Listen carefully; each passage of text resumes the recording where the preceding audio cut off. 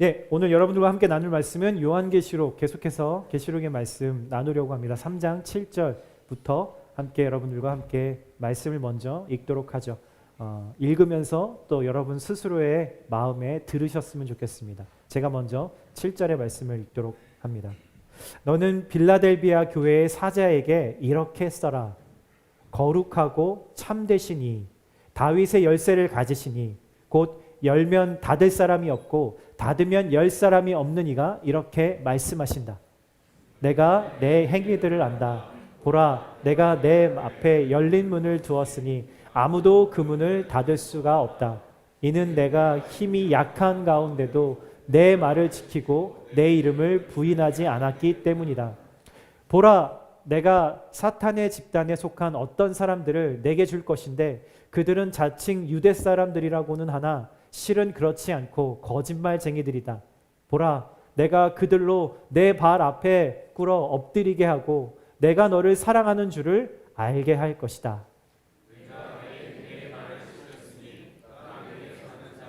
시험하기 위해 온 세상에 시험이 닥칠 때 나도 너를 지켜줄 것이다. 내가 속히 오리니 내가 가진 것을 굳게 잡아 아무도 내 면류관을 빼앗지 못하게 하여라. 이기는 사람은 그가 결코 다시는 성전을 떠나지 않을 것이며 내가 하나님의 이름과 새 예루살렘의 이름과 새 이름을 그 사람 위에 기록할 것이다. 함께 읽을까요? 귀 있는 사람은 성령이 교회들에게 하시는 말씀을 들어라. 아멘. 아멘. 네, 주일 예배는 항상 바쁘기 때문에 쉬지 않고 이렇게 뭔가 계속 순서들이 이어지는데 때로는 그런 생각이 좀 들어요. 정말 우리가 잠잠하고 우리 주님이 말씀하시는 시간을 드리면 좋지 않을까라는 생각을 지금 잠깐 해봤습니다. 설교를 해야 하는 목사가 바라는 바인 것 같아요. 오늘 여러분들에게 나눌 말씀의 제목은요, 나의 약함이 아름다운 이유라는 제목으로 여러분들과 함께 말씀 나누려고 합니다. 저희가 계시록에 지금 7교회에 대한 편지, 예수님의 그 편지를 우리가 함께 묵상하고 있는데 이제 6번째 빌라델비아 교회에게 주신 예수님의 편지를 함께 묵상하려고 합니다. 많은 분들이 이 7교회 중에서 그래도 가장 기억을 잘 하실 만한 교회가 바로 이 빌라델비아 교회가 아닌가 싶어요. 여러분, 이 빌라델비아, 우리 한국말로는 빌라델비아지만 영어로는 이렇게 필라델피아입니다. 이 단어를 보시면 떠오르시는 것들이 각자 좀 있으실 것 같아요. 펜실베니아 주에 있는 스테이트에 있는 큰 도시인 필라델피아를 떠올리는 분도 계실 거고요. 조금 연세가 있으신 분들은 톰 행스가 주연했던 영화 필라델피아 혹은 그 음악을 떠올리는 분도 있을 거고 어떤 분에게는 크림치즈, 크림치즈 브랜드가 떠오를지도 모르겠습니다.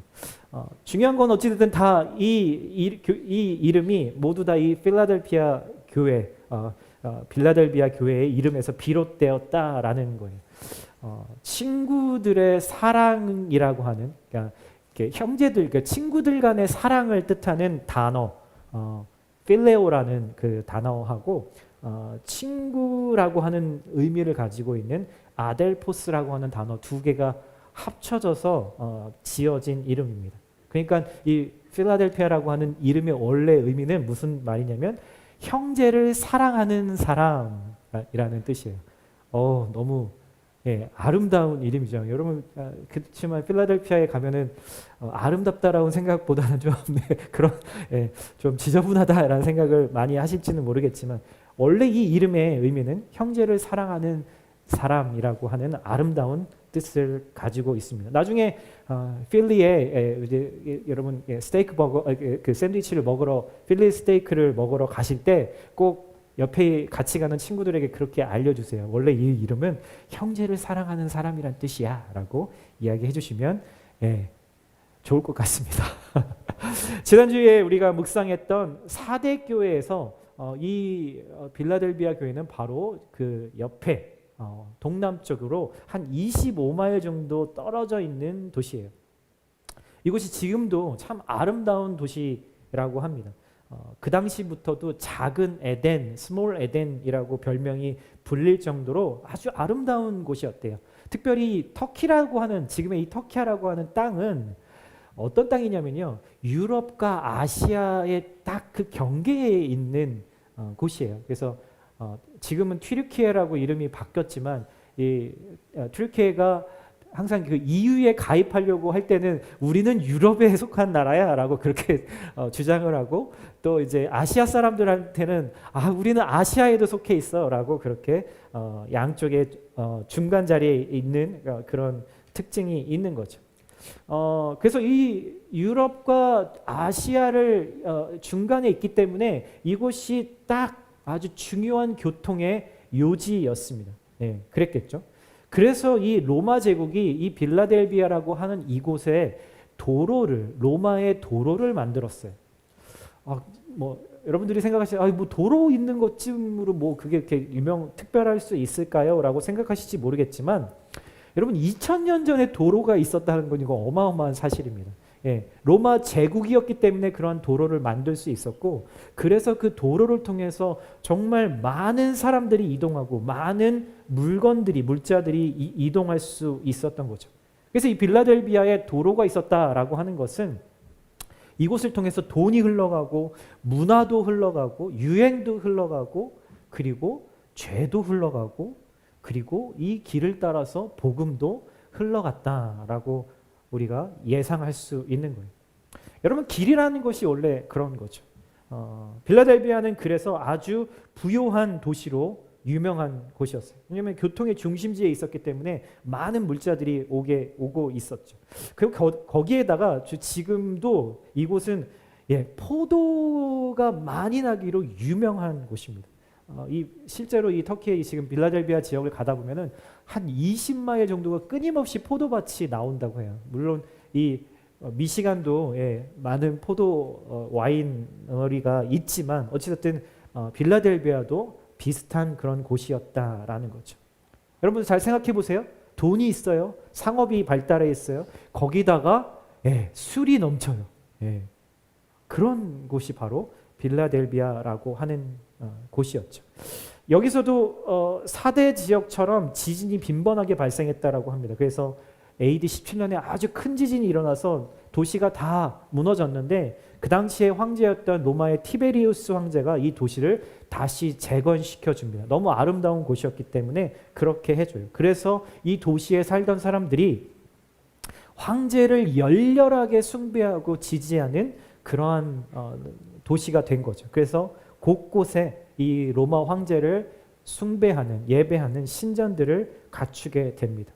그래서 이 요한계시록에 나오는 이 몇몇 교회들하고 비슷하게 이곳은 그러한 환경들, 상업이 발달하고 황제를 숭배하고 또 상업이 발달했기 때문에 그 안에 상인 협동조합에 가입이 되어야 하는 그러한 어려움들이 크리스천들에게 있었고, 지진이 자주 발생해서 아주 여러 신들을 모셔다 놓고 거기에다가 절을 하는 그러한 상황이었고, 돈이 넘쳐나고 게다가 값싸고 질 좋은 술이 넘쳐나는, 그래서 얼마든지 쾌락에 빠져들 이유들이 넘쳐나는 곳이었다라고 이야기할 수 있는 것 같아요. 이곳에서 우리와 같이 예수를 따르는 사람들, 그리고 교회의 성도들이 있었던 거죠.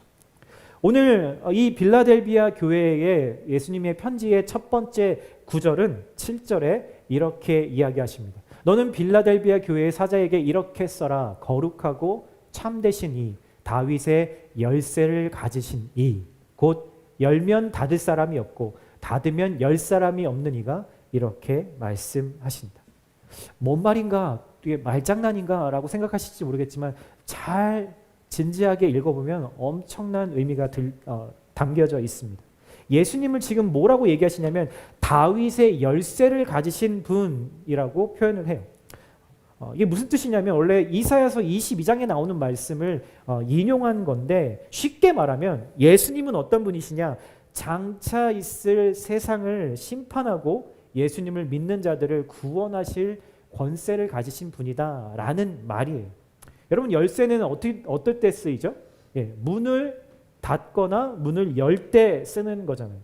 열쇠를 가지고 있는 사람이라고 하는 말은 그 문 안으로 누군가를 들여보낼지 말지를 결정할 수 있는 권한을 가지고 있다라는 뜻이고요. 또 동시에 이 문을 열고 들어가면 그 나오는 곳의 주인이다라고 하는 의미도 가지고 있는 것이죠. 여러분, 다윗이라고 하는 이 사람은 구약에서 하나님의 마음에 합한 사람, 그래서 예수님이 이 땅에 오셔서 어떠한 모습으로 우리에게 구원을 베푸실지를 이 다윗의, 구약의 다윗이라는 인물을 통해서 샘플로 보여주고 있죠. 그래서 이 다윗의 열쇠를 가지신 분이다라고 하는 것은 구원과 심판의 열쇠를 가지신 그 예수님을 의미하는 거예요. 예수님이 열면 아무도 그 문을 닫을 수 없고, 예수님이 그 문을 닫으시면 이 세상 누구도 열 수 없는 그런 능력을 가지신 분이라고 말씀하는 거죠.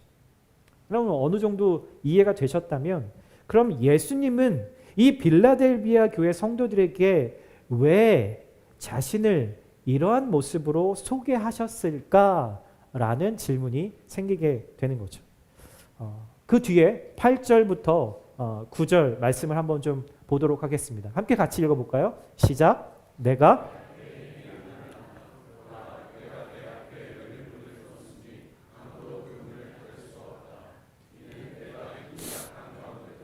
내 말을 지키고 내 이름을 부인하지 않았기 때문이다.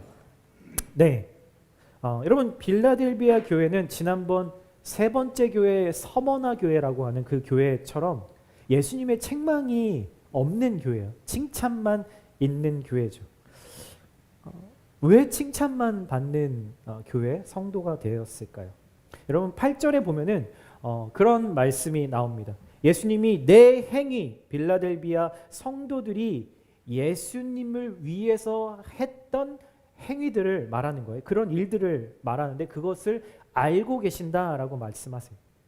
그런데 후반절에 가면은 예수님이 알고 계신 그 행위가 뭔지에 대해서 단서가 나옵니다. 뭐냐면 네가 힘이 약한 가운데서도 내 말을 지키고 내 이름을 부인하지 않은 일이라고 이야기를 하는 거죠. 다시 말하면 네가 그 도시의 여러 유혹들 속에서, 그리고 크리스천이라고 드러내놓고 살아가기가 정말 쉽지 않은 환경 가운데서 너는 예수 믿는다는 것을 숨기지 않고 네가 편하게 살기 위해서 예수님을 부인하지 않았다라고 지금 말씀하고 계신 거예요. 정말 너무나 훌륭한 크리스천들이었구나라는 생각이 들지 않으세요? 이런 크리스천들 보면 여러분들은 어떤 생각이 드시나요? 야, 진짜 나랑 너무 다르다. 저게 진짜 크리스천이지. 나는 언제 저런 크리스천이 될 수 있을까? 라는 마음이 자연스럽게 들게 마련이죠. 여러분, 8절의 말씀을 이렇게 보면은 이해가 안 가는 말이 좀 보여요. 빌라델비아 교회 성도들이 정말 신앙인으로서 살기 어려운 환경이었는데도 예수님의 말씀을 매일 지켜내고 자신들이 예수님의 제자라는 것을 숨기지도 않고, 그래서 살면서 엄청나게 손해를 보면서 살아가고 있는데, 그 다음 우리의 눈에 들어오는 말은 이런 말이에요. 네가 힘이 약한 가운데도 라는 말이에요. 저 파란색 글자로 되어 있는 그 말이죠. 여러분, 이 영어 성경을 보면요, 그리고 원어를 보면은 이 말이 어떻게 표현되냐면 예수님의 말씀을 세상 속에서 지켜내고 살 만한 능력이 거의 없었다라는 말이에요. A little, 거의 없었다. 찾아보려고 해도 찾아보기가 어려운, 아예 없는 것 같은, 그럴 능력이 아예 없는 것 같은 상태에 있었다라고 말하고 있는 거예요. 이러한 상황 가운데서 예수님을 따랐다라고 하는 거죠. 이게 우리의 궁금증이고 의아함이에요. 여러분, 일곱 교회에 대한 말씀을 묵상하면서 계속 나오는 질문이 동일합니다. 이들이 어떻게 이런 칭찬을 받았을까? 그런데 이렇게 칭찬을 받으면서도 동시에 어떻게 이렇게 자신들이 타락해가고 있는 것을 모를 수 있었을까? 라는 질문이 우리에게 계속해서 들어옵니다. 여러분, 힘이 없다, 능력이 없다는 말은요, 겉으로 봐서는, 그리고 당신이 가지고 있는 그 조건을 봐서는, 당신이 이뤄낸 그 아웃풋과 결과를 봐서는, 당신이 가진 그 약점들을 봐서는 이걸 할 가능성이 전혀 없어 보인다라는 말이에요. 실제로 빌라델비아 교회 성도들은요, 경제적으로 아주 가난했습니다.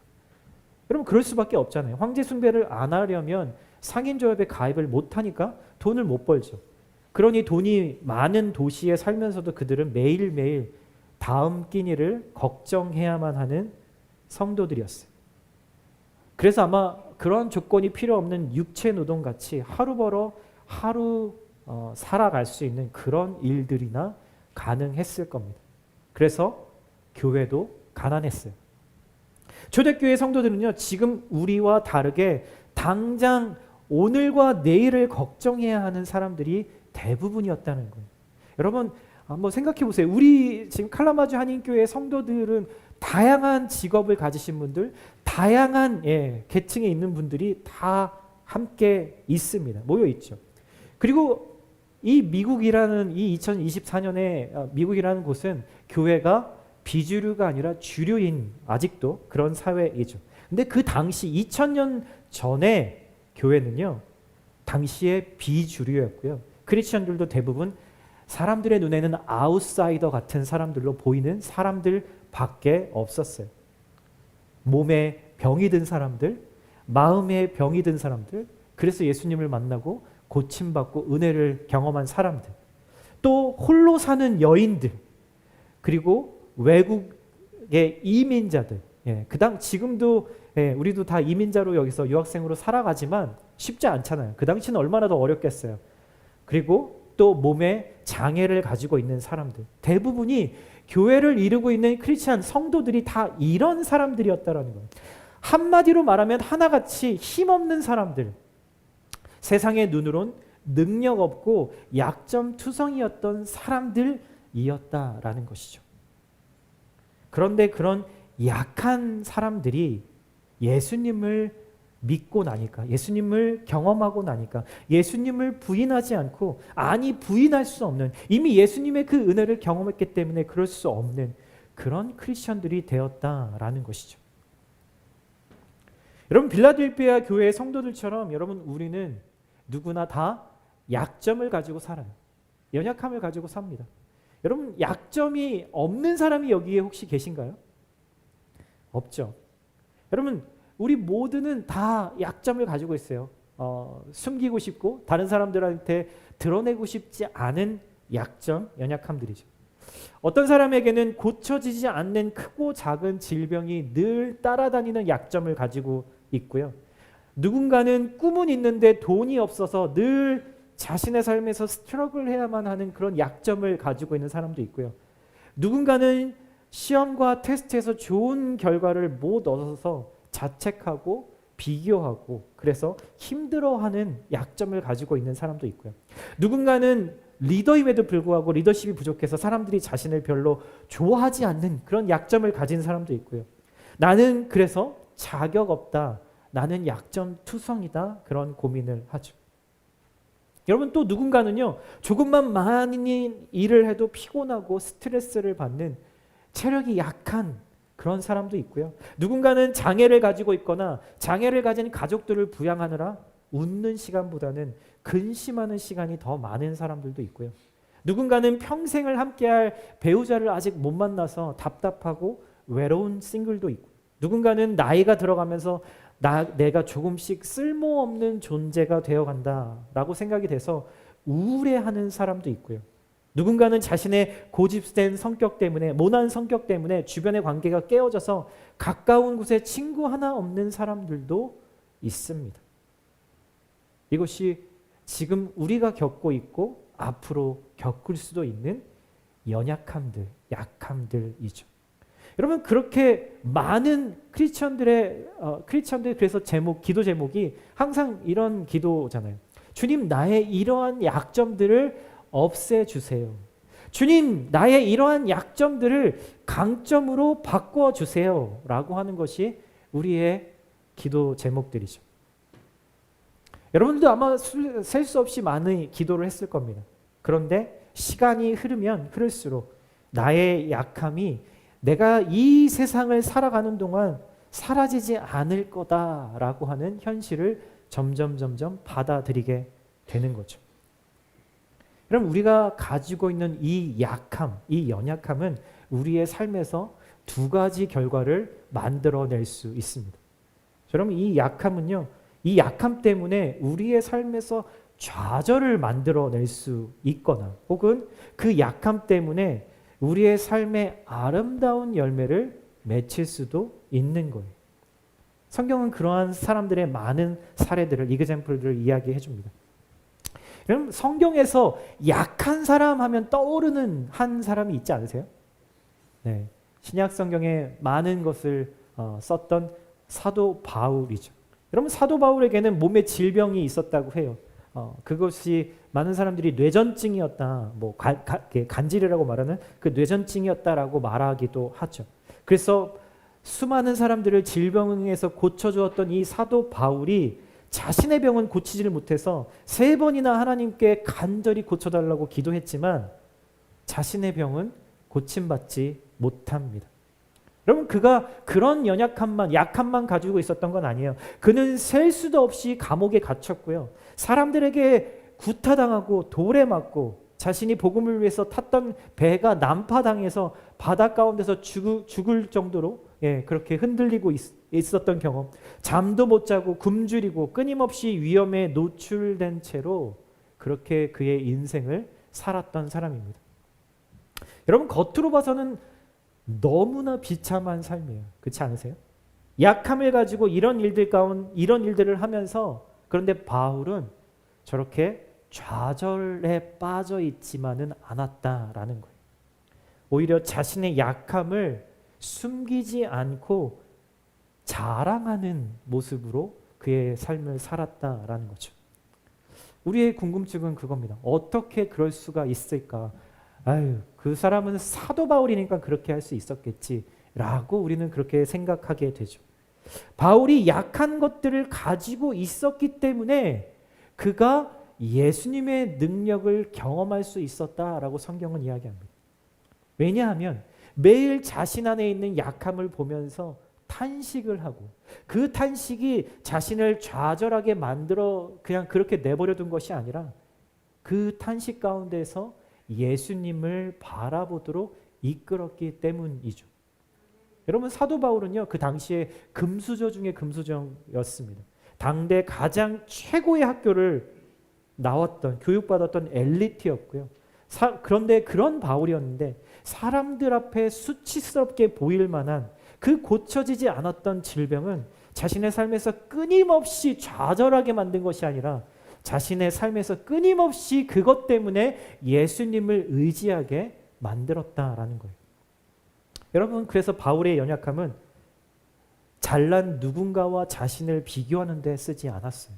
오히려 예수님을 바라보게 해서 예수님의 말씀을 따르게 하고 그의 삶을 성숙하게 만들어주는 도구가 또 재료가 되었던 거죠. 그럼 많은 사람들이 늘상 자신의 약함을 그렇게 하려고 합니다. 없애려고 노력해요. 그렇죠?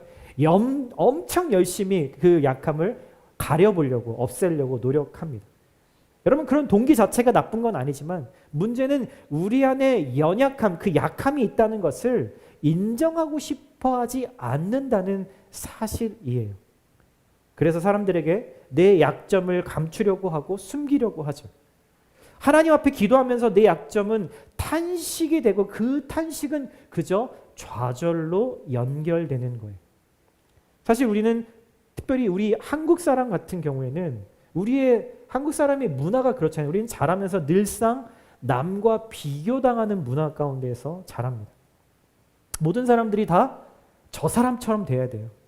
1등을 하고 있는 가장 좋은 칭찬을 받고 있는 그 사람이 되어야 하기 때문에 그렇게 되지 못하면 나는 약한 사람으로 그렇게 치부가 되는 거죠. 그래서 끊임없이 그 약함을 바꾸려고 없애려고 노력하고 그렇게 되지 못하면 감추기라도 하려고 애를 쓰는 거죠.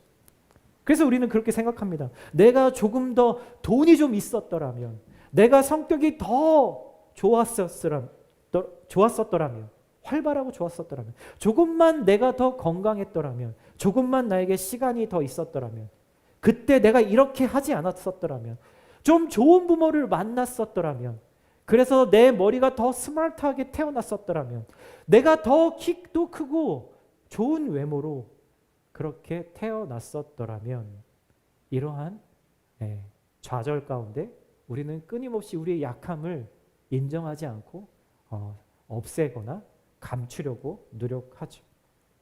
빌라델비아 교회 성도들이 예수님께 칭찬받은 이유, 칭찬만 받은 이유는 그들 안에 뭔가 잘할 만한 능력이 있어서가 아니었다라는 거예요.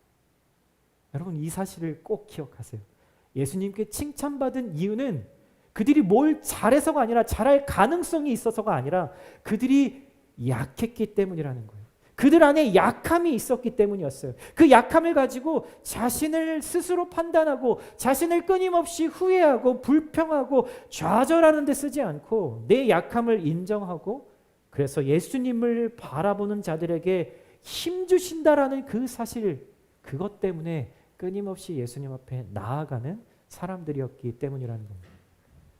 여러분, 혹시 요즘 자주 한숨을 쉬고 계시진 않으세요? 사실 제 얘기입니다. 저도 모르게 한숨을 자주 쉬는 것 같아요. 언제 한숨을 잘 쉬나 저도 모르게 그 생각을 해보면 사역을 준비하면서, 말씀 준비하면서 한숨을 많이 쉬는 것 같아요. 늘상 말씀을 준비하면서, 사역을 준비하면서 그러한 저의 약함을 봅니다. 아, 진짜 나는 부족한 사람이구나라는 생각을 너무나 많이 해요. 제가 이렇게 말씀드리면 아유, 속으로는 목사님 그래도 그냥 괜찮은 사람이라고 생각하시죠? 라고 그런데 사람들 앞에서 겸손하게 보이려고 그렇게 말씀하시는 거 아니에요? 라고 생각하실지 모르겠는데 정말 그렇습니다.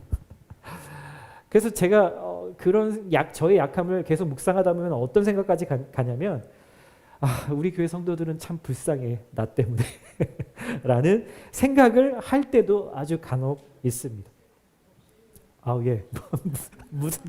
무슨 말씀을 하고 계신지 모르겠지만 지난주 며칠 전이야, 이틀 전에 우리 금요 예배 때 금요 예배 말씀을 이렇게 준비하면서 지난주에 좀 이렇게 여러 가지로 좀 마음과 몸이 좀 지쳐 있었던 것 같아요.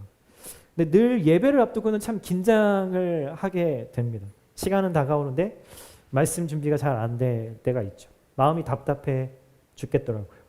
그때 너무 힘들어서 막 머리를 막 이렇게 하고 이렇게 이러고 있는데 그 순간에 제 전화기에서 성경 앱에서 말씀 한 구절이 띡 하고 저에게 친절하게 말씀 한 구절을 보내줬어요. 그 말씀이 여호수아서 1장 9절의 말씀이었습니다. 함께 같이 한번 읽어볼까요? 시작. 내가 내게 명한 것이 아니냐. 마음을 강하게 하고 담대히 하라. 두려워 말며 놀라지 말라. 내가 어디로 가든지 내 하나님 여호와가 너와 함께 하시니라. 제가 마음이 왜 괴로웠는가 생각해 보니까 제 약함을 어떻게든 가려보려고 그렇게 애를 쓰고 있는 제 자신을 보게 되더라고요. 그런데 이 말씀에서 제 마음이 꽂힌 거는 첫 번째 구절이었어요. 하나님이 여호수아라고 하는 사람에게 말씀하시죠. 내가 너에게 명령한 것이 아니냐라는 거예요. 하나님이 시키신 일이라는 거예요. 그때 정말 제 마음에 확 하고 이 말씀이 박혔습니다. 내가 하려고 한 것도 아니고 나를 위해서 하고 있는 것도 아니잖아요. 나의 고민은 늘 나의 연약함을 어떻게 커버해 볼까, 덮어 볼까 하는 것이었죠. 그런데 제가 다시 기억한 것은 하나님은 하나님이 시키신 일에는 반드시 내 능력으로 하도록 내버려 두는 것이 아니라 하나님의 능력을 은혜로 부어주셔서 하나님의 힘으로 그 일을 감당할 수 있게 하신다라는 거예요. 제가 BTS를 통해서 누누이 사람들에게 가르치고 강조했던 이 말이 그 순간만큼은 저한테는 딴 세상의 말처럼 있었던 거죠. 여러분, 하나님이 말씀하셔서 우리를 그 자리에 세우셨다면 반드시 하나님이 그 일을 할 수 있도록 은혜 또한 주시는 것입니다. 여러분, 아멘으로 받으셔야 돼요. 여러분, 말씀을 알면서도 우리가 기억하지 않으면 안 되는 이유가 바로 여기에 있는 거예요. 제가 가진 약함 때문에 저는 자주 탄식해요. 아이고, 나 참. 이런 탄식이 좌절이 아니라, 좌절에서 멈추는 것이 아니라 기도로 연결되어질 때가 있어요. 아이고, 주님, 저의 이 약함을 통해서 주님이 준비하신 것을 볼 수 있게 도와주세요. 이 연약함을 통해서 정말 제가 드러나는 것이 아니라, 저의 연약함이 드러나는 것이 아니라 주님의 강함이 드러나실 수 있기를 원해요. 라고 기도하게 되는 거죠. 나의 연약함이 탄식이 되어서 나올 때 그것은 기도가 되고, 그 기도는 나를 성숙하게 하고, 그 성숙은 바로 지금 이 빌라델비아 교회의 이름처럼 결국 형제를 사랑하는 그 기쁨이 되게 만들었다라는 거죠. 그래서 빌라델비아 교회는 약하고 잘난 것도 없고 학식도 없고 돈도 없지만, 힘이 없었지만 예수님이 열어주신 그 열린 문을 통해서 형제를 사랑함으로 복음을 전할 수 있었던 겁니다. 여러분, 이해되시죠? 힘이 아예 없었던 사람에게 예수님이 나를 뭐라고, 다윗의 열쇠를 가지시니 열면 닫을 자가 없고 닫으면 열 자가 없다라고 그렇게 빌라델비아 교회 성도들에게 말씀하신 이유, 이들이 아무런 능력이 없었지만 주님을 바라보고 있었기 때문이라는 겁니다. 여러분, 복음은요, 당시의 그 그리스 로마 문화에서도 가치가 없이 여겨졌던 것이었습니다. 인정받을 수 없어요. 설득될 수가 없어요. 왜냐? 십자가에서 못 박혀 죽은 힘없는 그 예수를 구주라고, 메시아라고 믿으라고 말하기 때문인 거예요. 여러분, 지금도 마찬가지입니다. 우리는 항상 1등이 되기를 원하고, 힘 있는 사람이 되기를 원하고, 좋은 결과를 가지고 있는 사람이 되어서 그렇게 세상 가운데서 당당하게 살아가고 싶지만, 우리가 가지고 있는 복음은, 우리가 들은 복음은 십자가에 못 박혀 무기력하게 죽은 것 같은 그 예수님을, 그리고 다시 부활하신 그 예수님을 전하는 것이라는 거예요. 그러니 승산이 전혀 없어 보이는 일이 되죠. 너무 약해 보이거든요. 그렇게 많은 지식을 가진 바울이, 여러분, 사람들에게 설교할 때 그 말이 엄청나게 어눌했다라고 이야기합니다. 여러분, 글로만 우리가 보면은 바울이 썼던 그 편지들과 그 로마서의 말씀을 보면은 얼마나 파워풀합니까? 얼마나 논리적입니까? 얼마나 이성적입니까? 수많은 그 당시의 모든 학문들의 결집체 그 안에 들어 있는 거죠. 그런데 바울이 어버버버 하면서 설교하는 모습이, 여러분, 상상이 가세요? 그리고 말씀을 전하다가 그렇게 쓰러져서 거품을 무는 그의 모습 상상이 가실까요? 당대의 지식인들처럼 바울은 회중을 압도하는 설득과 지혜의 말로 말씀을 전하지 않았다라고 그는 고백합니다. 대신 성령의 능력으로 이 일을 감당했다라고 이야기하죠. 왜냐하면, 여러분, 왜냐하면요, 성령님은 내가 약하다라는 것을 알고 인정하는 사람에게 내 안에서 강하게 일하시는 분이시라는 것을 그는 경험함으로 깨달았기 때문입니다. 성령님이 우리 안에서 일하실 때는 그 사람의 능력이 얼마나 있는지 없는지, 얼마나 약점이 없는지 강점이 있는지, 세상에서 어떤 성과를 얻었는지와는 상관이 없습니다. 그걸 아는 사람은 그래서 교만해지지도 않을 뿐더러 내가 약하다고 결코 주눅들지도 않아요. 그래서 고린도후서에 이렇게 이야기합니다. 함께 읽어볼까요? 시작.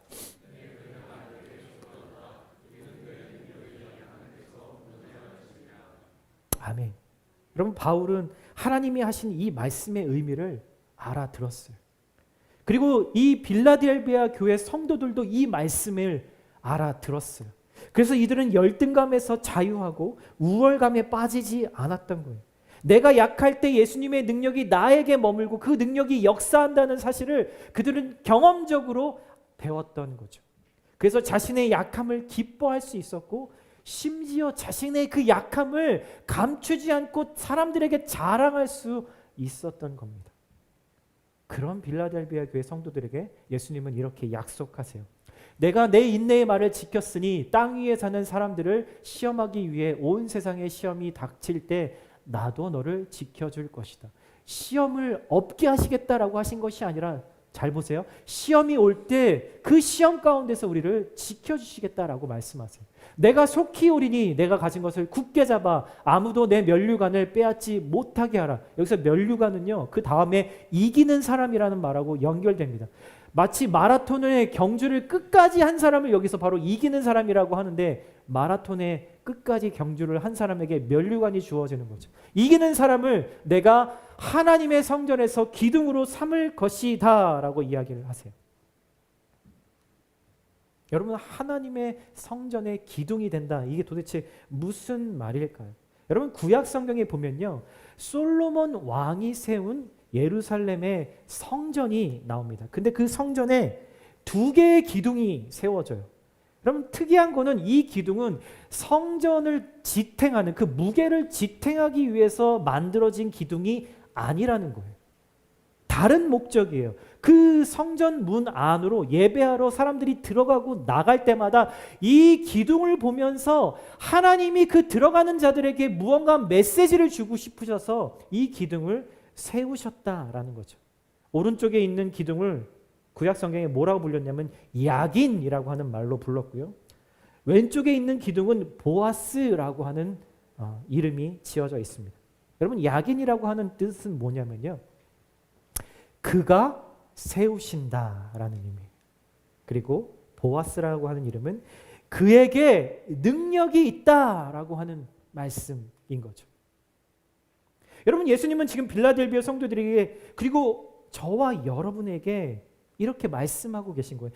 약하지만 너의 그 약함을 깨닫고 끝까지 예수님 앞에 나오는 자는 하나님의 성전의 기둥이 되게 하시는데, 그 기둥의 의미가 다 나의 성과나 나의 잘난 것과 관련된 것이 아니라 예수님에 관련된 것이라고요.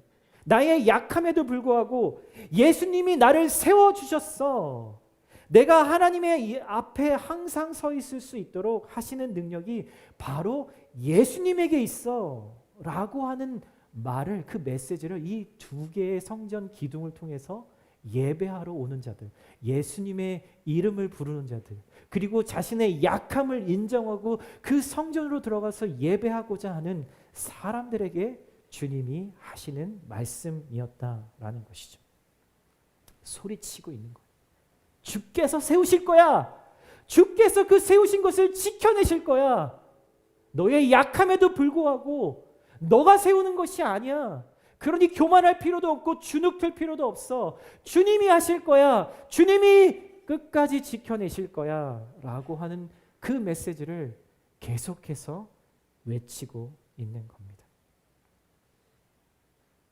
빌라델비아 성도들의 삶을 통해서, 그리고 저와 여러분들의 삶을 통해서 바로 저 성전의 기둥처럼 예수님, 약하지만 예수님을 드러내고 선포하는 삶으로 사용되어 주시겠다라고 하는 약속인 거예요. 여러분, 복음은 이렇게 전해집니다. 강한 사람을 통해서 복음이 전해지는 게 아니에요. 나의 잘난 성과들을 통해서 전해지는 것이 아닙니다. 복음은 연약한 자들이 주님 안에 있을 때 전해지는 거죠. 사랑하는 형제자매 여러분, 그러니까 그래도 이거는 잘난 구석이 있어, 이거는 내가 자랑할 만한 거야 라고 생각하는 것이 있다면, 여러분, 이 사순절 기간 십자가에 그 모든 것을 던져버리십시오. 그리고 동시에 나는 못났어, 나는 여전히 부족해, 난 할 수 없어 라고 생각하는 그 생각도 여러분 십자가에 못 박아 버리십시오. 이사야서 20장에 보면 이 다윗의 열쇠를 성전의 문에 못을 박아서 그곳에 걸어두겠다라고 이야기를 합니다. 여러분도 여러분들의 그러한 생각을 십자가에 못 박아 버리십시오. 계속 세상이 좋아할 것들을 찾아다니다가 아무것도 남지 않아서 여러분 주저앉아 있는 그런 인생 되지 마십시오.